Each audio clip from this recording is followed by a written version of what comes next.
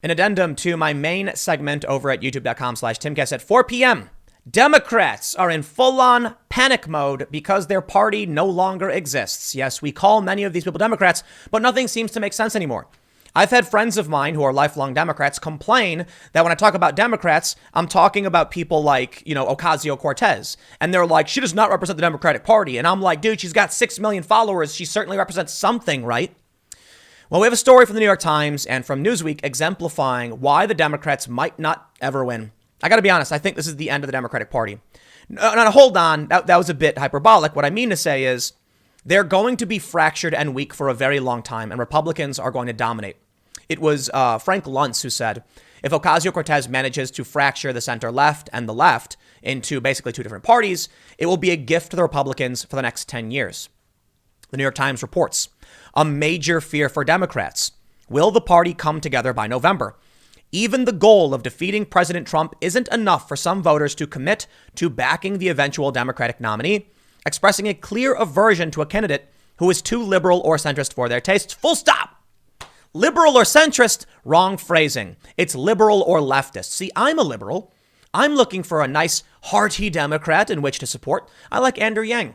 I don't think any of the Democrats can win. I think any sane, rational person who's tracking the news knows Trump is on track to win. I'll tell you this, even the Democrats who want to impeach Donald Trump know he's going to win. In fact, they said if we don't impeach him, he's going to win. We all know it's going to happen. But let me tell you something.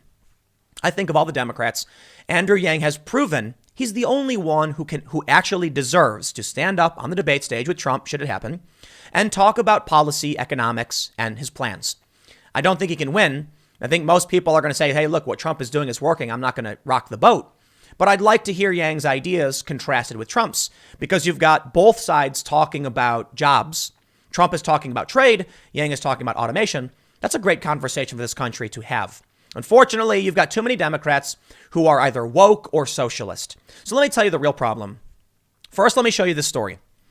Only 53% of Bernie Sanders voters will definitely support the 2020 Democratic nominee. Let me rephrase that. 47% of Bernie voters are like almost Bernie or bust.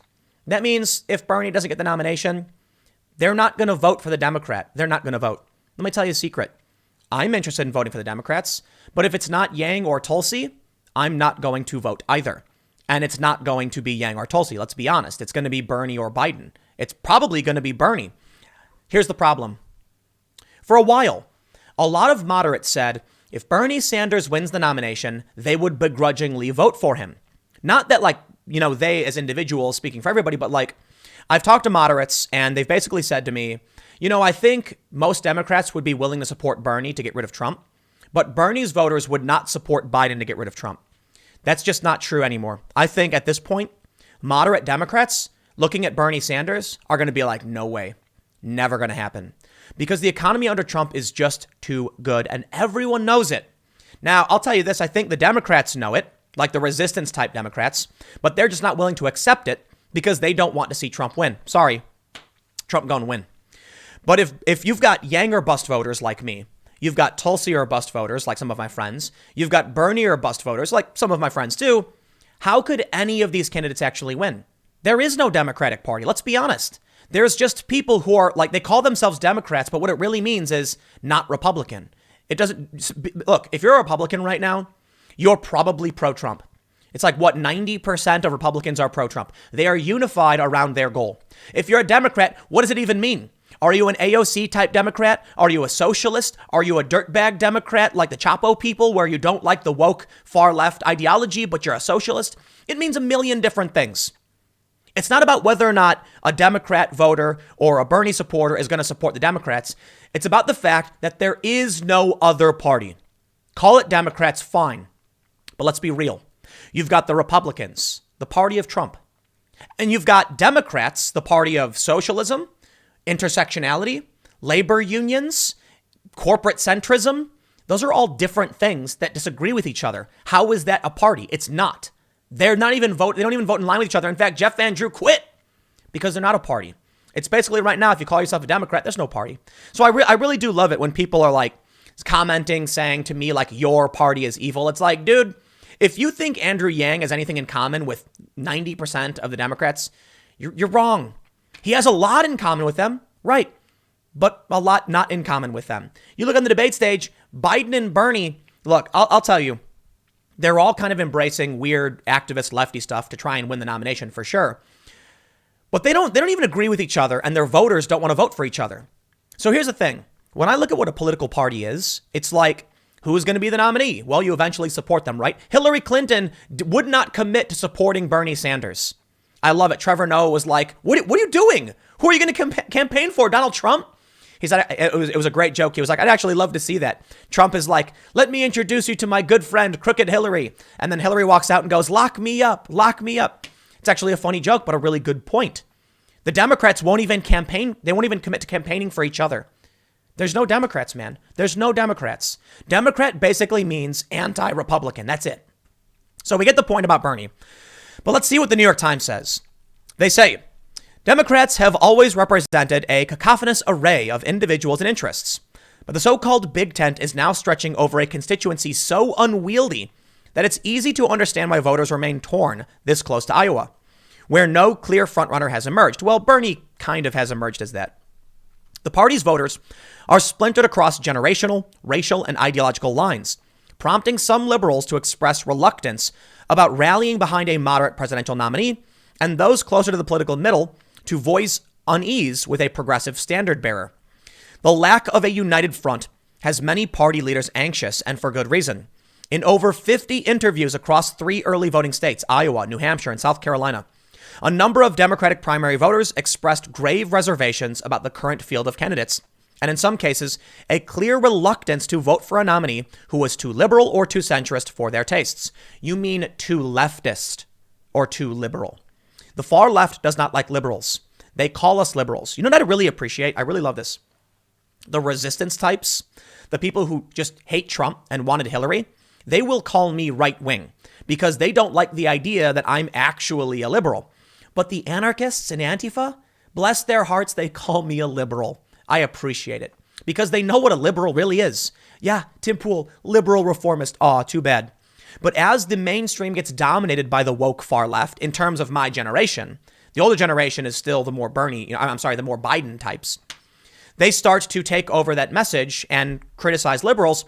And the New York Times, not getting with the times, doesn't seem to understand there's a difference between a centrist, a liberal, and a leftist. Let's read on. As she walked out of a campaign event for former Vice President Biden in Fort Dodge this week, Barbara Burkett said she was leaning toward caucusing for Senator Amy Klobuchar of Minnesota and dismissed the notion of even considering the two progressives in the race, Bernie or Warren. Warren is not a progressive. Let me just stop you right there. She's a crony corporate Hillary Clinton wearing a Bernie mask.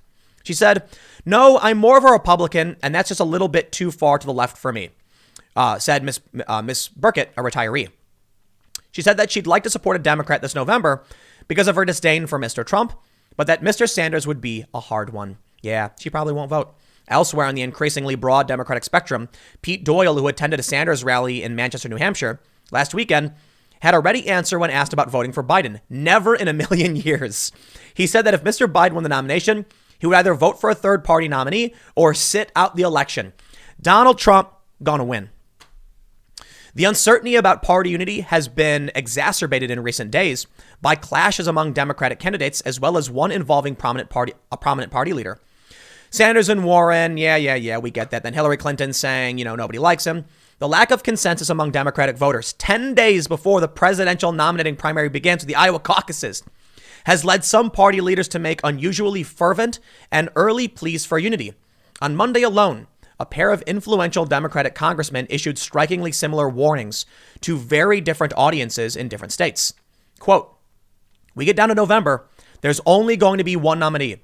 Representative James E. Clyburn of South Carolina, the third ranking House Democrat, said at a ceremony for Martin Luther King's birthday at the State House in Columbia, "Nobody can afford to get so angry because your first choice did not win. If you stay home in November, you're going to get Trump back. No matter who your nominee is, we can't make the mistake that we made in 2016, said Dave Loebsack of Iowa in Cedar Rapids when he introduced Pete Buttigieg. We all got to get behind that person so we can get Donald Trump out of office. In interviews, Democratic leaders say they believe the party's fights over such politically fraught issues as treasured entitlement programs, personal integrity, and gender and electability could hand Mr. Trump and foreign actors ammunition with which to depress turnout for their standard bearer. I am concerned about facing another disinformation campaign, blah, blah, blah. I don't care about that. Listen, let me tell you something. We'll wrap this one up. You get the point. There's no Democratic Party. I'm sorry. You can call it a big tent, but when Joe Rogan says, I'm thinking about Bernie, and then a bunch of these leftists with roses in their accounts start attacking Bernie Sanders for propping up Joe Rogan, and then they attack Joe Rogan and smear him as racist, you ain't gonna win. And so let me say one final thing to Joe, if he ends up watching it. Probably won't, but here's hoping. Joe, I get it, man. You want to support Bernie, but are you going to vote for somebody else? That's the big question. And if that's the case, if even Bernie supporters are going to attack you when you pledge your willingness to vote for him, there's no unity. The left is so fractured. I don't see the left winning for the foreseeable future. 2024, what do we got? Ivanka or Don Jr.? I think it'll be Don Jr. It'll be Donald Trump 2024 all over again. Put a little junior at the end and it makes it, legal. It's not Trump running for a third term. It's his kid. But how could the Democrats form a coalition when they refuse to accept me? I don't want to vote for Trump. I want to vote for Yang. I want to vote for a sane, rational, calm, charismatic individual. I can recognize the thing Trump has done that are good. But just because Trump has succeeded and he's done better than all these other Democrats doesn't mean I would vote for him. I'm looking for someone better than everyone. I like Yang.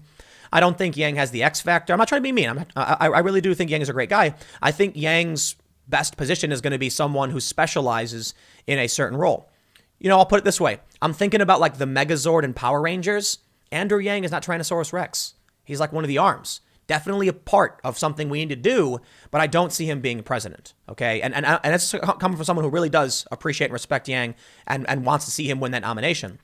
Trump has something more powerful, something more presidential. As much as I personally might not like it, and Democrats definitely don't like it, the Democrats aren't offering up anything presidential. Obama was presidential. Okay, I got to wrap this up. I'm going long. But Obama really did have that X factor. You can see it. The strength, the anger, the charisma, the power, for all his faults. And I rag on Obama all the time.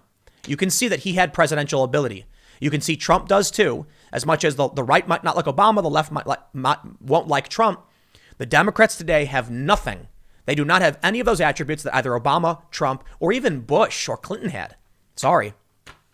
But I'll leave it there. Stick around. Next segment's coming up in a few minutes, and I will see you all shortly.